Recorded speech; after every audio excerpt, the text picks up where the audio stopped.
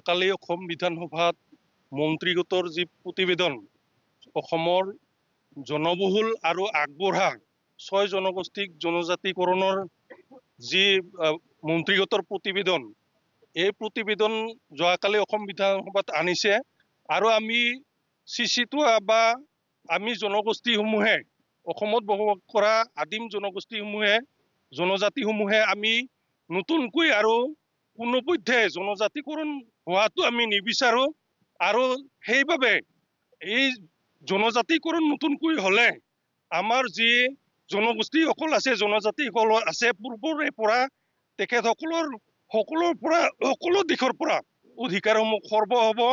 সেই শিক্ষা দীক্ষাতে মহাবিদ্যালয়ৰ নামভৰ্তি বা বিশ্ববিদ্যালয়ৰ নামভৰ্তিৰ ক্ষেত্ৰতে হওক, নিকম নিকায়ৰ নিৰ্বাচনতে হওক বা যি চাকৰি বাকৰিৰ ক্ষেত্ৰতে হওক, এই সকলো ক্ষেত্ৰতে সকলো দিশতে পূৰ্বতে ভোগ কৰি অহা যি জনজাতিৰ সুবিধা, এই সকলোবিলাক সুবিধা নতুনকৈ হ'বলগীয়া প্ৰস্তাৱিত জনগোষ্ঠীসমূহে ইয়াৰ অধিকাংশ বা গোটেইখিনিয়ে তেখেতসকলে দখল কৰিব। গতিকে এই ক্ষেত্ৰত আমি